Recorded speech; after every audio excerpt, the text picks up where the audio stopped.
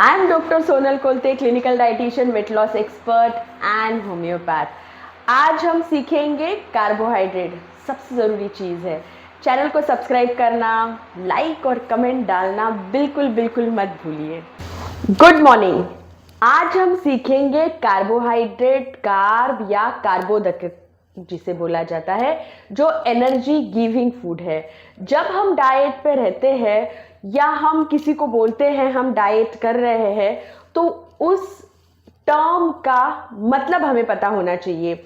इसे बोलते हैं बेसिक इंफॉर्मेशन, जो कि हमारे खाने के बारे में हमें होनी चाहिए। और इसीलिए आज का ये वीडियो बना रही हूं, जिससे कि आप सीखें।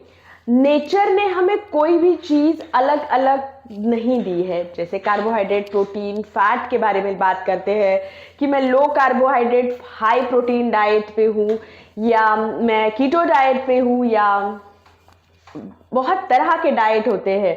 लेकिन नेचर ने जितनी भी चीजें हमें दी है, दाल, रोटी, सब्जी, चावल, फ्रूट्स, ये सब बाइंडेड फॉर्म में होता है। बस अगर हमें क्लासिफिकेशन करने की बारी आती है, तो कुछ चीज़ों में ज़्यादा कार्बोहाइड्रेट रहता है और कुछ चीज़ों में कम कार्बोहाइड्रेट या कम प्रोटीन, या उसका जो बैलेंसिंग है वो अलग अलग होता है।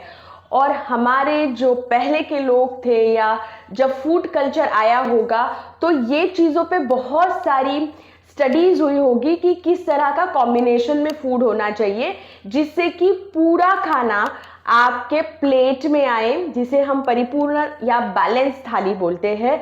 और उस तरह से पीढ़ी दर पीढ़ी हम वो चीजें करने लग गए। सो आज का जो हमारा टॉपिक है वो है कार्बोहाइड्रेट। सो कार्बोहाइड्रेट्स जो होते हैं वो एनर्जी गिविंग फूड है। हमको कोई भी एक्टिविटी करने के लिए जो एनर्जी लगती है वो हमें कार्बोहाइड्रेट से मिलती है। लेकिन हम जितनी ज़रूरत रहती है, हमारे कैलोरीज अगर 2000 कैलोरीज अगर हम लेते हैं, तो उसमें से 55 to 60% पोर्शन जो है कार्बोहाइड्रेट से आना चाहिए। क्योंकि हम एक्सरसाइज करते हैं, हम चलते हैं, बोलते हैं, खाना खाते हैं, दौड़ते हैं, मस्ती करते हैं, चीज़ें करते जब है तो हमें एनर्जी की रिक्वायरमेंट होती है। और वो एनर्जी की रिक्वायरमेंट जो है वो कार्बोहाइड्रेट फुलफिल करता है। लेकिन हमारी लाइफस्टाइल दिन ब दिन सेडेंट्री होती जा रही है, हम चलना दौड़ना भूल गए हैं शायद, तो इसलिए। लेकिन ये जो चीज़ है कार्बोहाइड्रेट, ये हम हमारे डाइट में नहीं कम करते। एनर्जी हम उतना ही ले रहे हैं, लेकिन एनर्जी एक्सपेंडिचर जो है वो हमारा कम हो गया है। और ये प्लस वाली जो एनर्जी है वो हमारे शरीर में बैठ रही है एज अ फैट, और इस वजह से मोटापा या ओबेसिटी बढ़ रही है। और उससे रिलेटेड मेटाबॉलिक सिंड्रोम जैसे कि डायबिटीज, थायराइड, कोलेस्ट्रॉल बढ़ना, कार्डियक प्रॉब्लम हो जाना, ये चीज़ें हमारे साथ हो रही है। तो कार्बोहाइड्रेट क्या है? जैसे कि मैंने आपको बोला, नेचर में हर चीज़ बाइंडेड फॉर्म में रहती है। तो मोस्टली वेजिटेबल्स, फ्रूट, हमारे grains, pulses, milk and milk product, ये सभी चीज़ों में कार्बोहाइड्रेट हमें मिलेंगे। कार्बोहाइड्रेट की दो कैटेगरीज होती है, एक तो सिंपल कार्बोहाइड्रेट और दूसरा कॉम्प्लेक्स कार्बोहाइड्रेट। तो ये जो सिंपल कार्बोहाइड्रेट होता है, जब हमें इंस्टेंट एनर्जी की ज़रूरत होती है, जैसे कि ग्लूकॉन डी, नींबू का शरबत, रूह अफ़ज़ा, मिल्क, चाय, कॉफ़ी, ये चीज़ें जो है ये सिंपल कार्बोहाइड्रेट में आती है। जब सिंपल कार्बोहाइड्रेट बोलते हैं तो बहुत बार लोग उसको शुगर के साथ कनेक्ट करते हैं। हाँ, शुगर सिंपल कार्बोहाइड्रेट है, लेकिन आपकी जो चाय आपके पेट में जा रही है वो भी सिंपल कार्बोहाइड्रेट में आती है। डाइट कोक, डाइट पे, जो भी आप पेप्सी, कोला, कोका कोला ले रहे हैं वो भी सिंपल कार्बोहाइड्रेट में जा रहा है। लेकिन कोका कोला, पेप्सी, ये चीज़ें जब आप लेते हैं तो उसमें प्रोटीन नहीं जाता। But milk and milk product जब आप लेते हैं तो उसके साथ प्रोटीन और फैट भी जाएगा। तो ये चीज़ याद रखिए।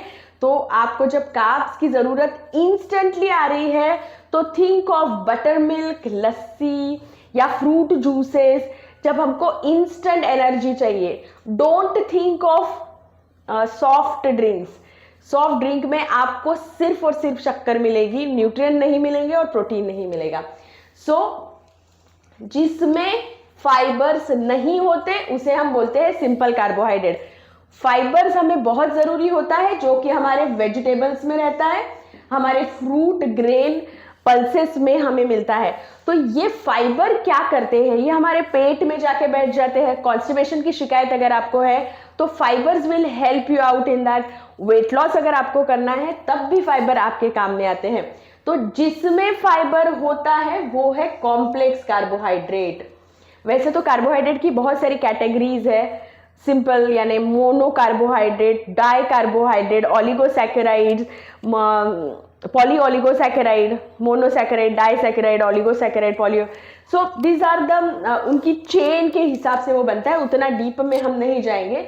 तो आप सिंपल और कॉम्प्लेक्स कार्बोहाइड्रेट भी समझ जाते हैं तो भी बहुत जरूरी है। तो ये सब चीजों में कार्बोहाइड्रेट है। वेजिटेबल्स में प्रोटीन का इंटेक उतना अच्छा नहीं होता है।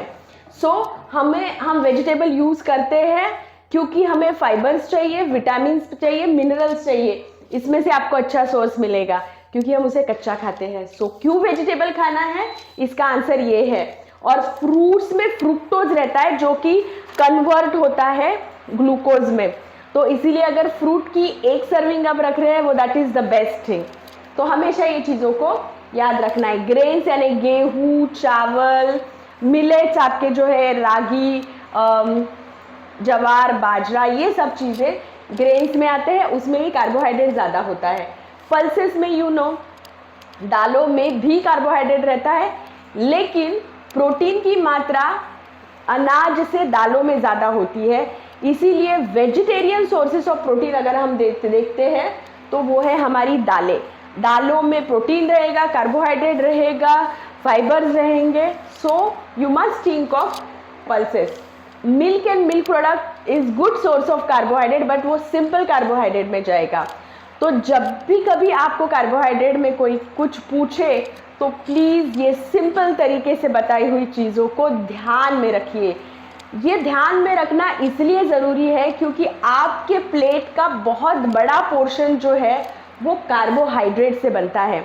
और किस तरह के कार्बोहाइड्रेट? वेजिटेबल सबसे टॉप पे मैंने लिखा है, vegetable, fruit, grain, pulses, milk last में लिखा है क्योंकि उसके साथ बहुत सारा सिंपल कार्ब्स जाएगा तो फैट बनने की संभावना रहती है। सो इतनी सीधे सिंपल तरीके से मैंने बताया है, इसी तरह से आपकी प्लेट होनी चाहिए। तो कितना समझ में आया, क्या समझ में आया, नहीं समझ में आया तो क्वेश्चन ज़रूर पूछिए, कमेंट बॉक्स में डालिए। चैनल को सब्सक्राइब करना या लाइक कमेंट करना बिल्कुल मत भूलिए। Bye bye.